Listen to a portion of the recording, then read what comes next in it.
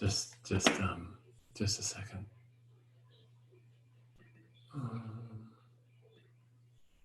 Okay.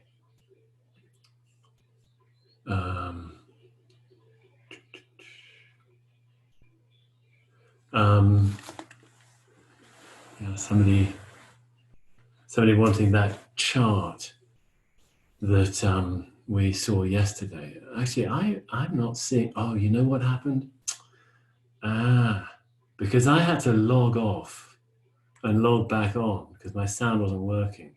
I've lost all the questions except for one.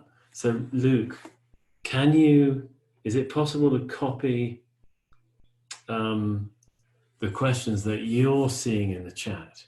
Oh no, they won't have come to you. I didn't get any questions. They came all to you. Yikes. Okay, folks, I know there were about several questions that came to me earlier.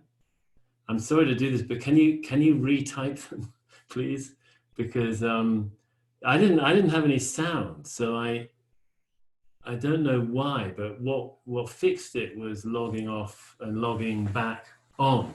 So in the process of doing that, I lost all the chats.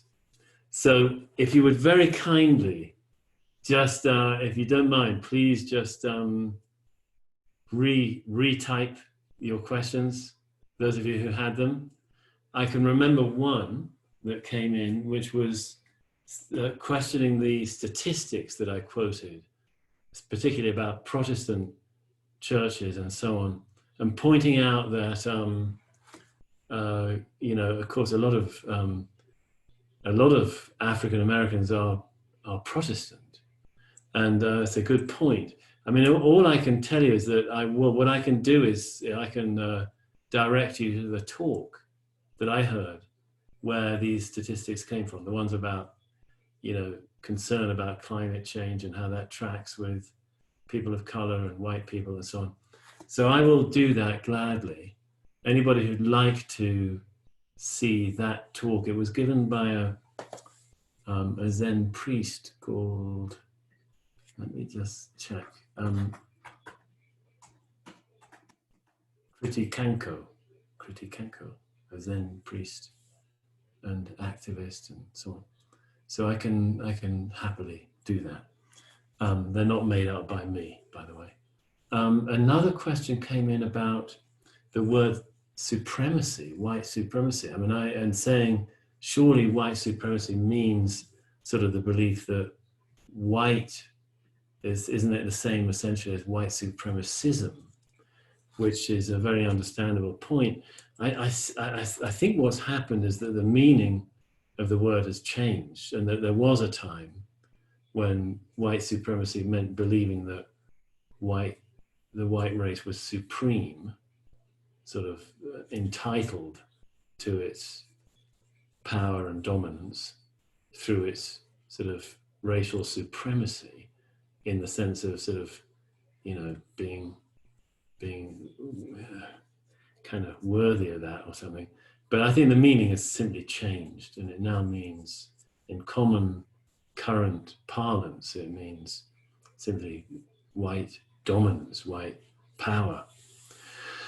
Okay, so we've got some, you know, what would you call them, sort of technical kind of practice questions. Great.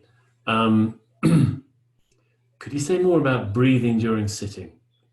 I think you said, put attention in the lower belly, let your inhalation and exhalation begin on their own without trying to control them. Then extend and smooth the exhalation slightly. Did I get that right? Yeah, you absolutely did get that right. That is what I was saying. But then the question is also, do you do this throughout Zazen or only at certain points? So thank you for bringing that up. You don't need to do that throughout Zazen, no. There are schools of Zen that have placed a lot of emphasis on breathing in particular ways, and usually that has meant putting extra emphasis with the exhale in the hara, in the deep belly, the dantian in Chinese, which is an energy center.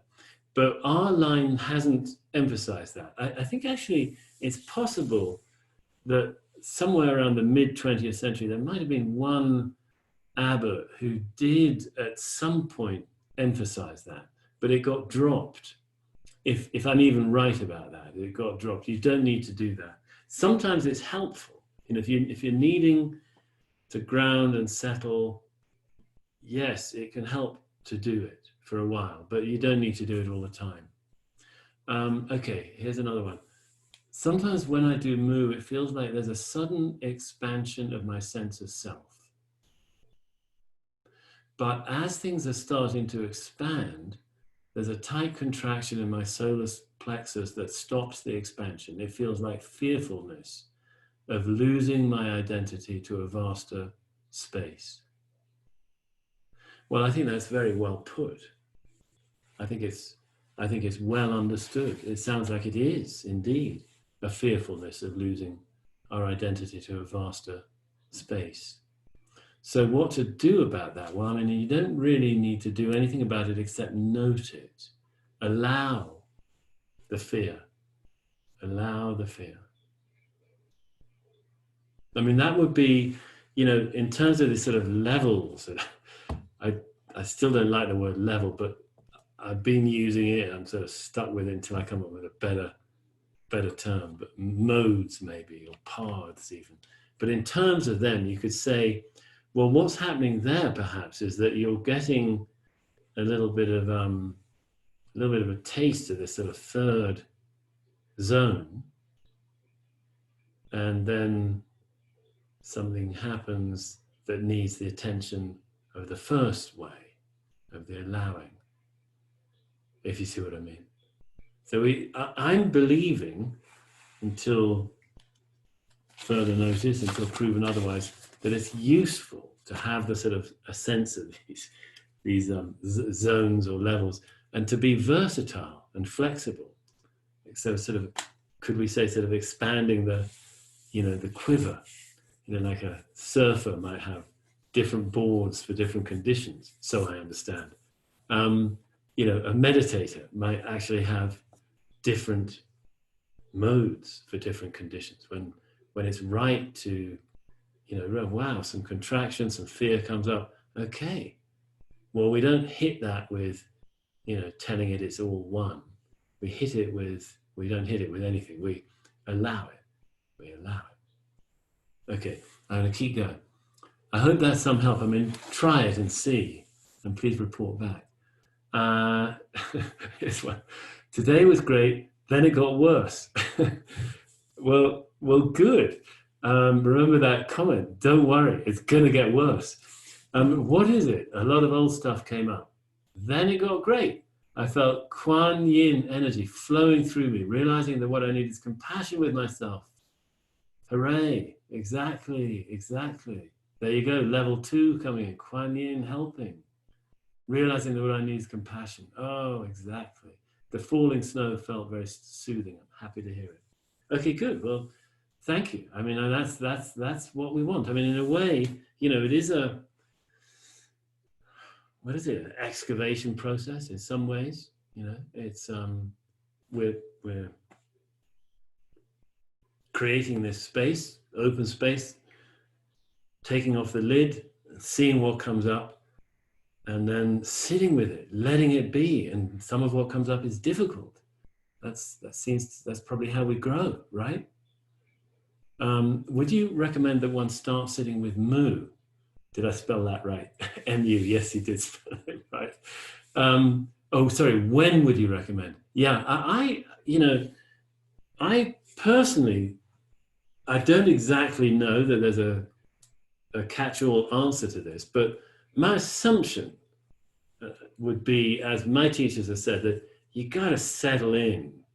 You got to have a steady practice, preferably a relationship with a teacher as well, and a sangha that you consider home.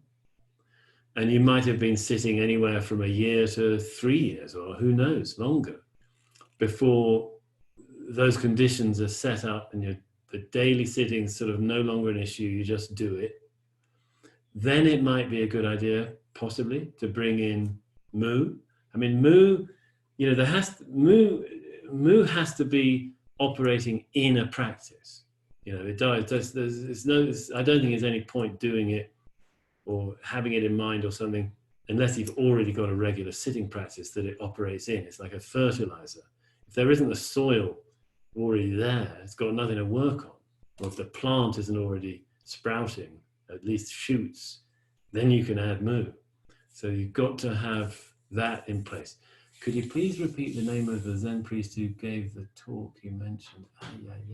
Oh, is that the one I just mentioned now? Kriti Kanko, in East Indian woman. And is it possible to get access to the chart from yesterday? Yeah, okay, I'll figure out a way to do that. That's another request. Okay. Do you recommend counting breath throughout an entire sitting period or only for part of it? Well, okay, so what I would say to that is that our sort of, so to speak, traditional guidance in this lineage is you start by counting breaths, and then at a certain point, perhaps in consultation with a teacher, you'll decide to let go of the counting. I don't know that it has to be sort of formally sort of sanctioned by a teacher, so to speak, to stop counting. It's the one way to think of it really is that counting is supposed to be a help with keeping the mind, the attention on the breath. That's what it's there for. And if you're regularly reaching the count of 10, if you're counting in patterns of 10, perhaps that's a sign you don't need to keep counting. Also, the risk in counting is that we can start giving more attention to the counting than to the breath. And that's not the intention.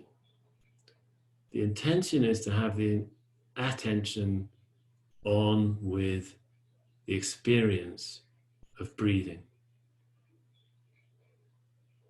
knowing the sensations of breathing. That's the intention. So just watch, if you are counting plenty, watch that you're not focused more on the number than on the breath. And if you are, see what it's like to stop counting. Just watch the breath. But when I say watch the breath, I think what it really means is experience the breath. This whole practice, even if you're doing mu, is all about here and now. It's sort of letting go of what we hold to in ways that inhibit our fully experiencing this moment just as it is. That's really, I think you could say, in a sense, the project. And as we do that, we do come to experience this moment here and now in different, more beautiful ways, more remarkable ways, remarkable to our ordinary sense of things. Okay, I'm going to keep going. Sometimes our sitting gets deeper and the sense of self begins to dissolve, grief arises. This can be very powerful and overwhelming. What might be going on? It's beautiful. I mean, I can relate to that myself at times in practice. I mean, I would assume generally, and I might be wrong, it might not be true in this case, but sort of generally speaking, as we're going deeper, we're letting go more, and more can surface, more of our experience of who we are, whatever, can show itself. And perhaps simply if grief is arising, the thing to do is, once again, however painful it may be, to whatever extent we can, allow it. Allow the grief. Assume it's a blessing, you know, it's some part of us wanting to be felt and allowed its airtime, so to speak. You know, I would trust it. It may be that, you know, help is needed, so, you know, maybe something like a bit of therapy or something, or whatever may seem like the right kind of support and help. But I would really, I would say, you know, trust it.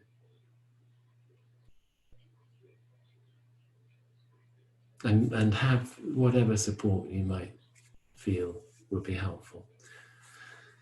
Okay, I hope I'm not going too fast, but I'm going to try to sort of just keep going. With respect to the Shamy reference in your talk today, how do we allow it? Yeah, I relate to this as well. I mean, my response would be, can we find it as somehow an experience in the body and allow that body experience, allow the body to sort of show us what it feels? We could try that, at least start by trying that. There could be a piece of understanding as well, that there's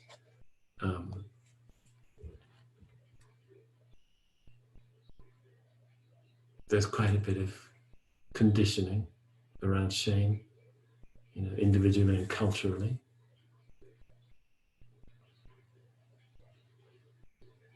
So, you know, not having shame around shame. It's, you know, somehow, perhaps shame is sort of, so to speak, over some other feelings. You know, and again, allowing practice to do its gentle work on our souls. And if some other kind of support and help is needed, we you know, we ask ourselves if that's the case, and if it's possible, finding some of that. I feel that I might be clinging to emptiness. Actually, what does clinging to emptiness mean? Is it a mind game, just an idea? And how does one drop it? That's a sweet point. Question. Yeah, they often talk about this in Zen, not getting stuck in the pit of emptiness, not getting stuck in the cave of demons on Black Mountain, as has also been put, meaning somehow sort of stuck, attached to emptiness. I mean, the main point, you know, really, and this is a relatively sort of, almost, they could say, sort of advanced problem to have, so to speak, in a sense. I mean, the main point is that, you know, what is emptiness? You know what? I skipped over a beautiful question up here, which is relevant here. Somebody asked, what is the essence of Buddhism?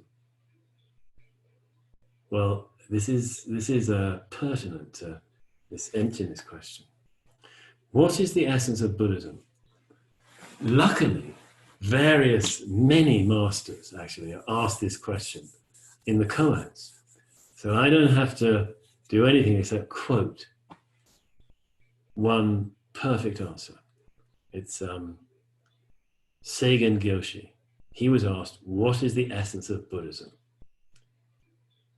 And he unhesitatingly answered, what is the price of rice?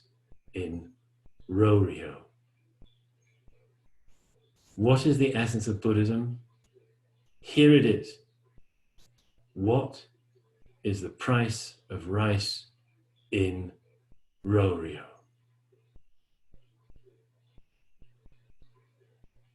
So with this emptiness question, I might ask, so where is emptiness? Where is it right now? Where is it right now? What is it that you could cling to it? Okay, I'm going to leave it there. Okay, another one. My sense is that love is both creative and destructive. It pulls together and dissolves, parenthesis, compassion. Then this within consciousness.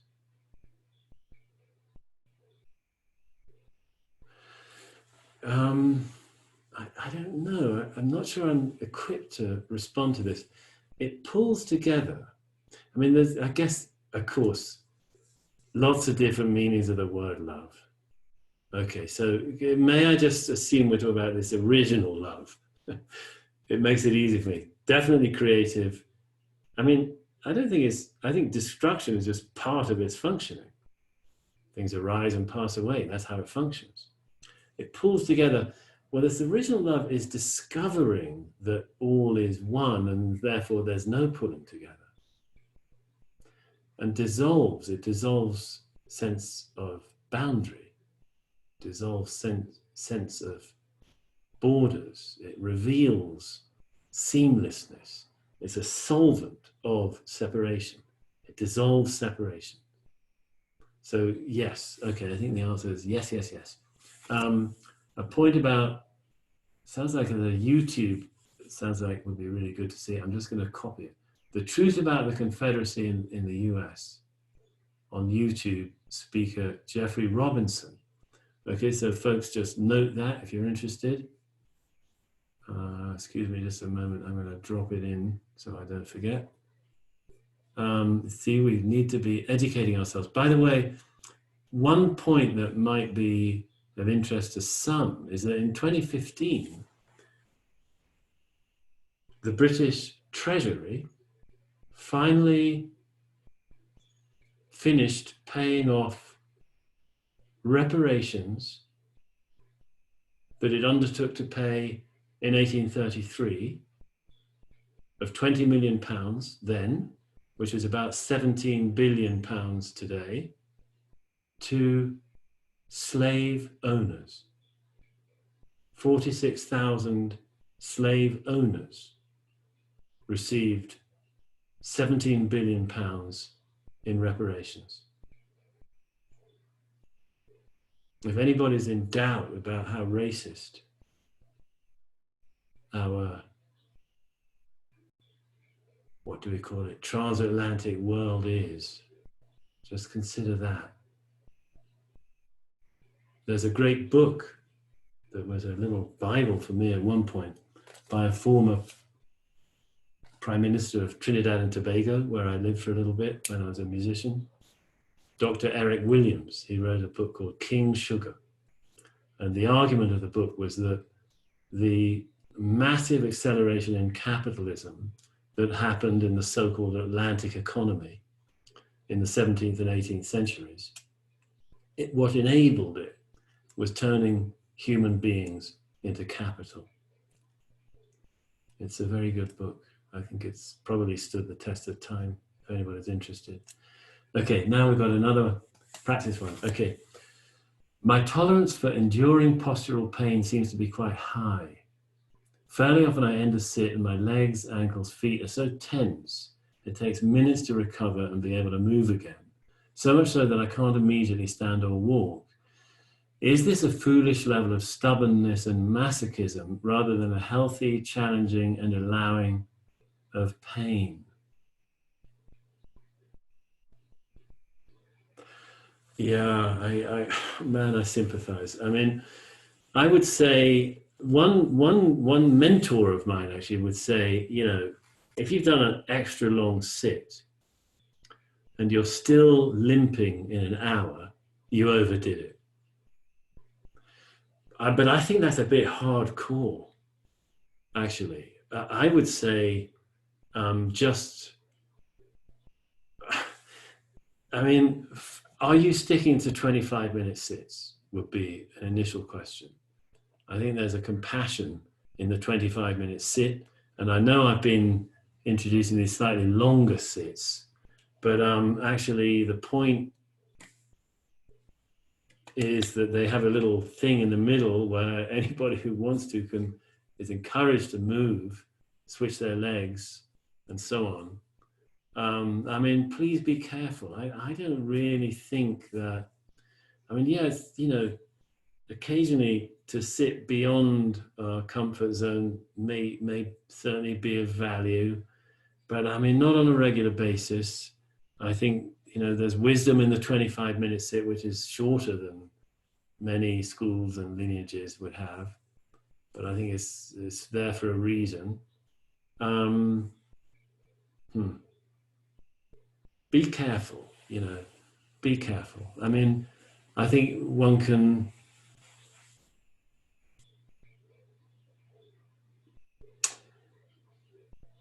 I mean, you know, frankly, when I was younger, I would sit kind of long stretches, and there was a certain thrill, I suppose, in challenging myself.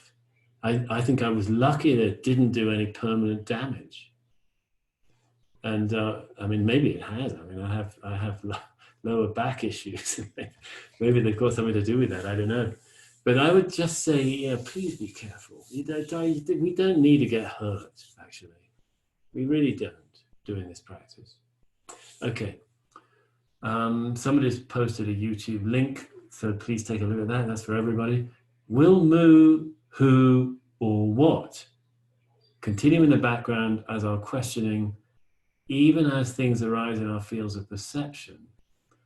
Or should one let go of the sensual and hold to the questioning? Okay, I think I understand that. Like, how much do you just stick to the koan, whether it's mu or who or what? And how much do you let your attention go to whatever is arising in the field of perception?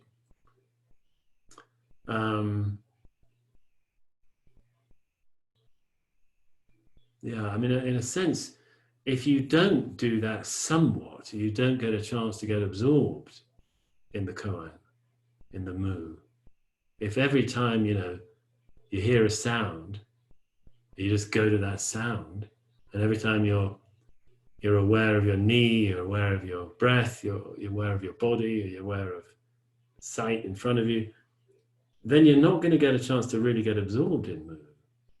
So you just, I would say, you know, if you're seriously sitting with mu, just do mu, and you'll find that there's a way that the mooing can be absolutely unaffected by other sensations and perceptions and experiences that arise. They just arise within the context of the mu. It's not a what's the word? Not a conflict, or doesn't pull us away from mu. So try that. Yeah, okay, I think this will be the last one, by the way. I've always sat with eyes closed. Why in Zen do you sit with eyes open? Oh, man. I often get asked this by people who've done a lot of sitting in other traditions. Let's say, you know, an answer that's in a traditional set of introductory talks in Zen. We don't close any of the senses. Why should we close the eyes? All sense gates are open. All the other ones are open. Why do the eyes get this special treatment of needing to be closed? They don't need to be closed. It's a little bit of a transition to go from eyes closed to eyes open, but not a very big one. I sat for 4 or 5 years with eyes closed, always, until I came to Zen and this weird thing of eyes open. Within a week, I was used to it, because I just decided I'm going to make this transition. And now I actually sometimes do have eyes closed, but it doesn't make any difference really to me. Mostly I have eyes open. I think it's true to say that if you get used to sitting with eyes open, it's that little bit easier to bring, you know, meditative awareness into standing up, walking around, cooking, talking, because it's one less sort of a distinction between meditative life and the rest of life. It's rather important, actually, on that level, if you see what I mean. If you're used to sitting with eyes open, the issue of sort of bringing meditative awareness into the rest of life is smaller. It's easier. It's so beautiful. That's my real answer to the question. It's so beautiful to sit open to the field of vision. Often, of course, it's reduced. I think it's probably because of eyes open that, you know, in Zen often we're encouraged to sit facing the wall, is to make the, you know, the field of vision a little bit less sort of eye-catching, I suppose. You know, it's so beautiful. I mean, we're just sitting in this, there's just this whole experience, one whole experience. It's got, yes, it's showing up as sight, it's showing up as sound, showing up as body sensation, breath sensation. So beautiful. And Mu inhabits all of it. Why would we close part of it off?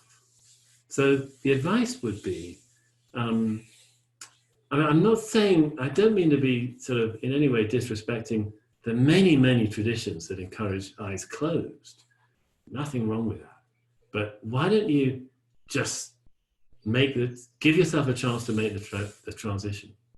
Just hit it, you know, eyes open every time for the next week, and then see. You know. Okay, that's the end of questions, I think. Yes, so I'd encourage everybody, I'll be doing it, to copy this link that has been posted to all of us, some YouTube thing. There's lots on YouTube. There's lots in the, you know, in the media and all over the place you can find on these issues. And I hope I'm not coming across like I'm, you know, suggesting I'm any kind of expert on this at all. No, I'm a beginner. I'm learning, and I just think it's really good that we all do our part to get educated. It's a place to start, and don't let the shame get in the way. You know, it's you know, it can be sort of shame upon shame, but no, that's not Mu's way. That's not the way of original love. The way of original love is loving us. There's no being that isn't loved. You know, and that includes even us, believe it or not, even us. We're not exempt from that love. So let's have no fear. Okay, thank you very much. And let's see, I'm just glancing at the time. Luke, could we have just a tiny bit of movement? Just like, you know, 3 or 4 minutes, just a little something, 5 minutes, and then we'll go back into sitting. Yep. Thank you.